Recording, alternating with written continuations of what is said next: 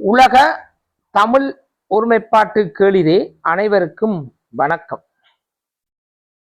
75வது மாத சிந்தனையில் உங்களை புயலோசை வலையொலியினூடாக சந்திப்பதில் யாம் அகமகிழ்வடைகின்றோம்.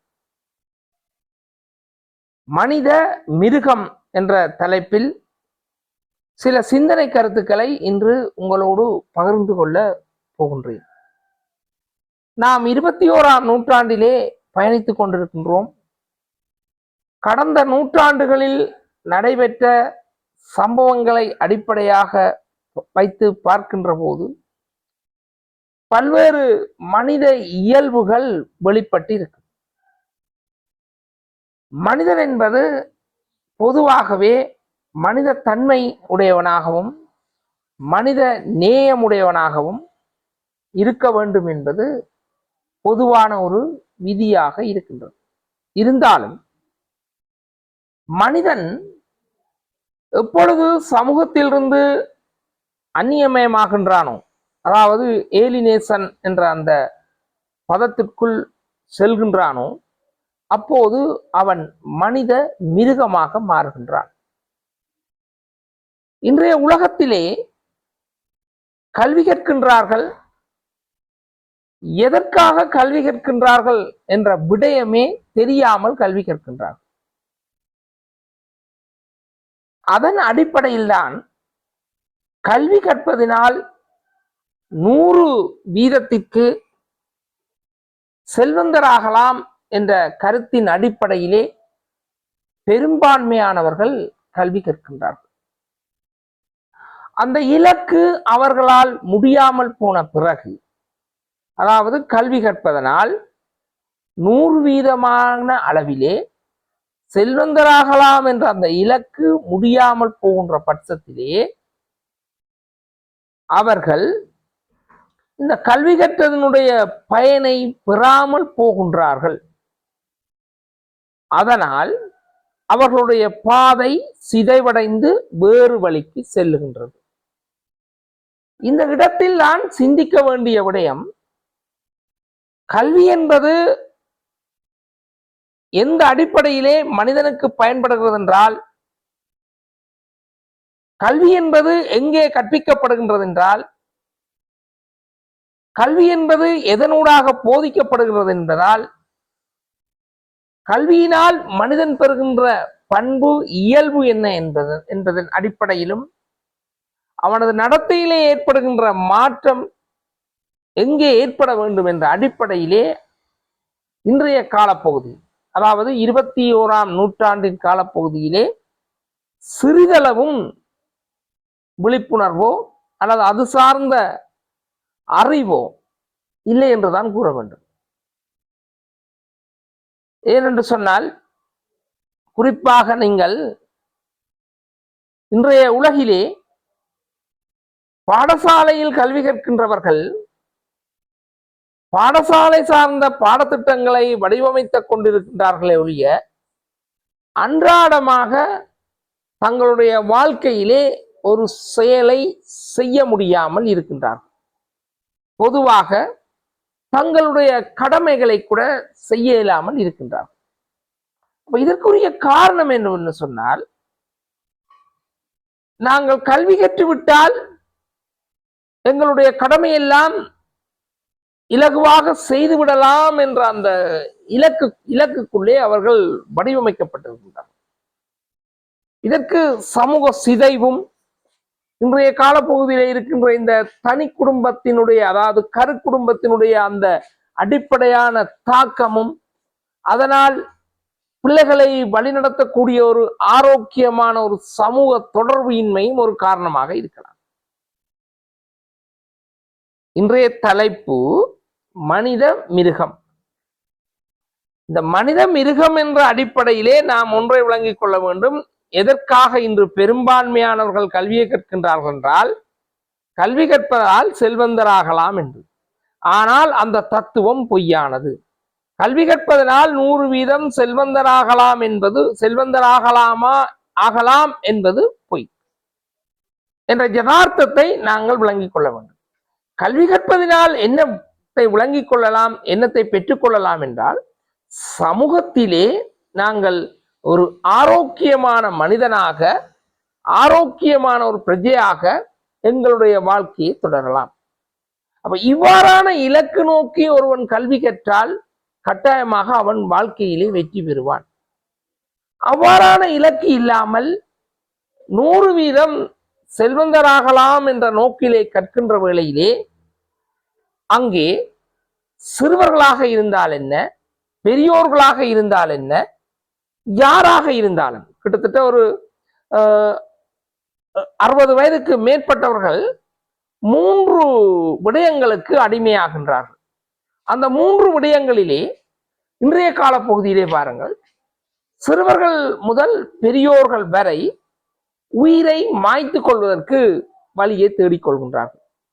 அது பல வகையிலே நிகழ்கின்றது.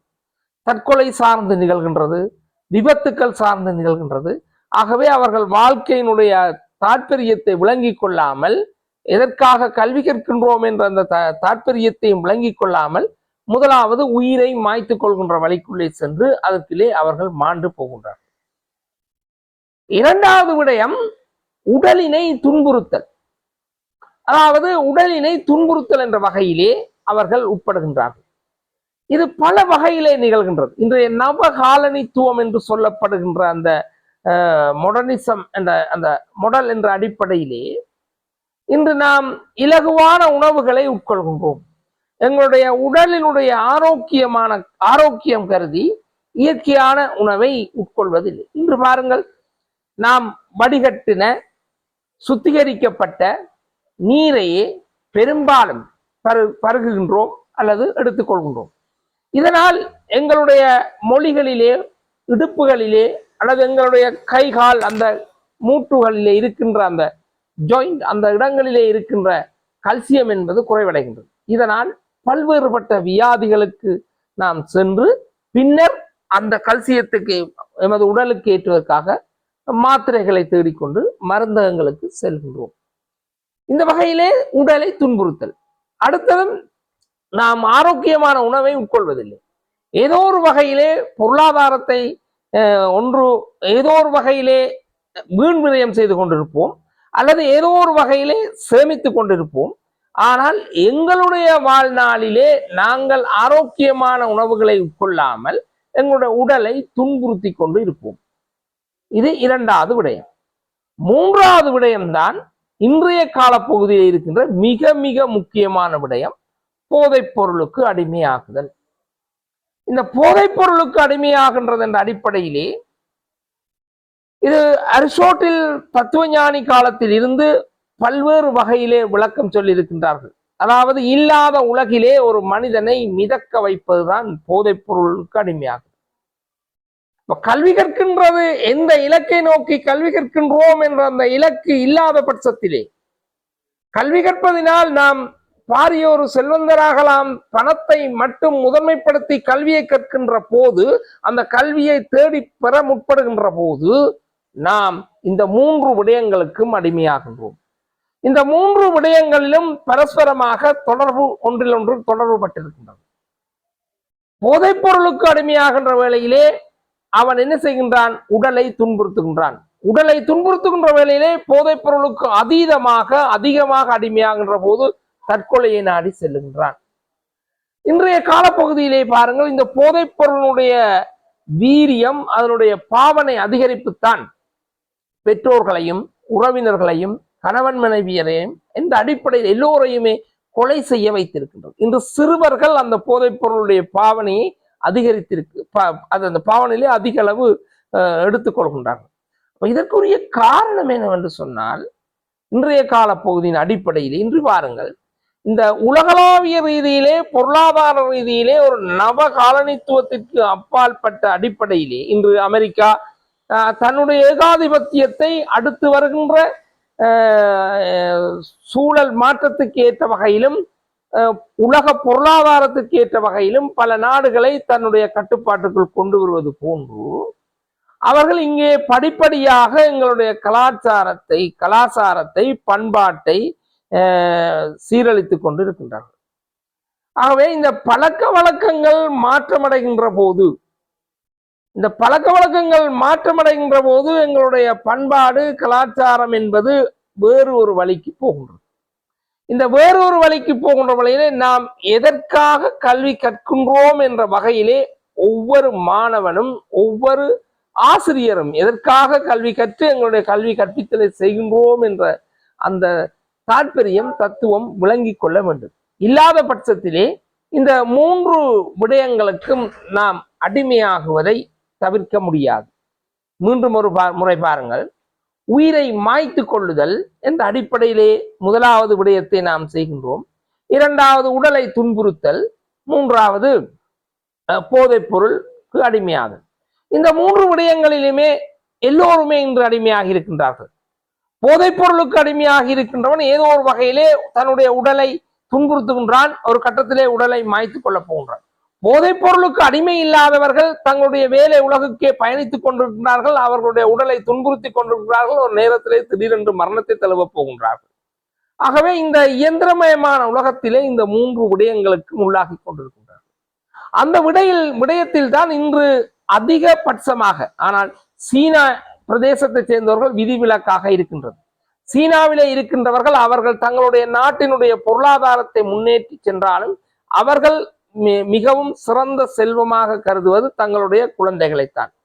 அந்த வகையில் தான் பிள்ளைகள் பற்றிய ஒரு தத்துவ கோட்பாடு இன்று உலகளாவிய ரீதியிலே பிரசித்தி பெற்று வருகிறது. பிள்ளைகள் தவறு செய்தால் அதை திரும்ப திரும்ப கதைத்து கொண்டு இருக்க வேண்டாம் என்ற அடிப்படையிலே இனி என்ன செய்வது என்ற வகையிலே மாற்று வழியை யோசிக்குமாறு கூறுகின்றார்கள். ஆனால் இந்த தத்துவங்கள் எல்லாம் காலத்துக்கு காலம், அதாவது இந்த பருவ காலத்திலே ஒவ்வொரு பருவங்கள் தோன்றி மறைவது போல ஒவ்வொரு காலத்திலே ஒவ்வொரு தத்துவங்கள் வந்து கொண்டிருக்கின்றன. ஆனால் அந்த தத்துவங்கள் காலத்தின் தேவை அடிப்படையிலே நாங்கள் 1960ஆம் ஆண்டு 70ஆம் ஆண்டு கிறிஸ்துவுக்கு முன்னர் பிறந்த தத்துவங்களை இப்பொழுது சில தத்துவங்களை பொருத்தி பார்க்கலாம். ஆனால் சில தத்துவங்கள் பொருத்தப்பாடுடையதாக இருக்காது. அந்த வகையில் தான் இந்த அரசியல் கோட்பாட்டு சார்ந்த விடயங்கள் கூட, சமூக கோட்பாட்டு சார்ந்த விடயங்கள் கூட, கல்வி சார்ந்த கோட்பாட்டு விடயங்கள் கூட இன்றைய காலப்பகுதிக்கு பொருத்தப்பாடுடையதாக இருக்காது. இந்த விடயங்களை அடிப்படையாக வைத்துக் கொண்டு மனித மிருகம் என்ற தலைப்புக்குள் மெதுவாக நுழைகின்றேன். பாருங்கள், மனிதன் என்பவன் எப்பொழுதுமே அவனுக்கு எதை கொடுத்தாலும், நீங்கள் பாருங்கள், 70 வயதிலே அவர் ஏதோ ஒரு வகையிலே பணத்தை சம்பாதிக்கத்தான் நினைத்துக் கொண்டிருப்பார். அப்ப இதற்குரிய காரணம் என்னவென்று சொன்னால், மனிதன் இயற்கையிலேயே மிருக குணம் படைத்தவன். அவன் தன்னுடைய செயற்பாடுகளை சமூகத்திலே மற்றவர்களிடமிருந்து கௌரவத்தை பெறுவதற்காகவும், இந்த சமூகத்திலே ஒரு பெயரை பெறுவதற்காகவும், சமூகத்திலே ஒரு புகழை பெறுவதற்காகவும், சமூகத்திலே ஒரு பதவியை பெறுவதற்காகவும், சமூகத்திலே 4 பேர் தன்னை மதிக்க வேண்டும் என்பதற்காகவும் இந்த மிருக குணத்தை மறைத்து வைத்துக் கொண்டு திரிகின்றான். மற்றும்படி எல்லா மனிதனுமே மிருகம்தான். மிருகம் என்று சொல்ல காட்டு மிருகத்திலே காண்டா மிருகம் தான் எல்லா மனிதன். அதிலே இந்த மாற்று கருத்தும் இல்லை. இதை பல தத்துவவியலாளர்கள் இன்றைய காலப்பகுதியிலே நிரூபித்திருக்கிறார்கள். அப்ப இந்த நிரூபித்த தன்மை அடிப்படையிலே இந்த இயல்புகளை நாம் இந்த மனித மிருகத்தன்மையை, இந்த மனிதன் மிருகம் என்ற அந்த தன்மையை இல்லாமல் செய்ய வேண்டும் என்றால், கல்வியை எதற்காக கற்கின்றோம் என்றால் எங்களுடைய வாழ்க்கையை ஆரோக்கியம், நாங்கள் வாழ்கின்ற காலத்திலே ஆரோக்கியமாக வாழ்வதற்குத்தான் என்ற தத்துவத்தை விளங்கி அதனூடாக 100% செல்வந்தராகலாம் என்ற கல்வியை கற்றால் அந்த வாழ்க்கை என்பது மேலே குறிப்பிட்ட அந்த 3 நிலைகளுக்கும் அடிமையாகி நாம் இறக்கக்கூடிய நிலை வரும். இன்று பாருங்கள், இன்றைய சமூகத்திலே கல்வி கற்கின்றவர்கள் அடிப்படையிலே வைத்தியராக வர வேண்டும் என்ற ஒரு குறிக்கோளோடு செல்லுகின்றார்கள். இலங்கையிலே எத்தனையோ 3A எடுத்தவர்கள் கூட இன்று வைத்தியராக வரக்கூடிய நிலையிலே. ஆகவே இன்றைய அடிப்படையிலே ஒரு போட்டித்தன்மை இருக்கின்றது. இந்த நிலை வருவதற்குரிய காரணம் என்னவென்று சொன்னால், இவர்கள் வைத்தியராக வருவதென்ற அடிப்படையிலே அங்கே தங்களுடைய வாழ்க்கை நிலையை செம்மைப்படுத்துவதற்கோ அல்லது சமூகம் சார்ந்த கருத்துக்களை வெளிப்படுத்துவதற்கோ அல்லது இந்த சமூகத்திலே ஒரு மாற்றத்தை ஏற்படுத்துவதற்கோ அல்ல, அவர்கள் உழைப்பதற்காக வருகின்றனர். அங்கே சாதாரண வைத்தியராக வருகின்ற வழியிலே அவருக்கு அங்கே ஒரு வைத்தியருக்குரிய 1 லட்சம் ரூபாய் 1.5 லட்சம் ரூபாய் சம்பளத்தால் அவர்கள் உழைக்க முடியாமல் போகின்றனர். ஆகவே அங்கே அவர் என்ன செய்கின்றார்? வைத்திய தொழிலே தவறுதலான வழிநடத்தலை கையாளுகின்றார். தனியார் வைத்தியசாலைகளை, தனியார் மருந்தகங்களை நாடுகின்றார்கள். இன்று பாருங்கள், கொரோனா காலத்திலே இலங்கையிலே போடப்பட்ட விசர் நாய்களுக்கு உரிய ஊசி போடப்பட்டதாக கதை சொல்லப்படுகின்றது. ஆகவே இதை வைத்தியர்கள் தெரியாமல் தெரிந்துதான் செய்திருப்பார்கள், தெரிந்திருக்கும். ஏனென்று சொன்னால் அவர்கள் சமூக மாற்றத்திற்காக வேண்டியோ கல்வி கற்பதால் தாங்கள் ஆரோக்கியமான வாழ்க்கையை வாழலாம் என்ற அடிப்படையிலே வாழ்வதை சிந்திக்கவில்லை.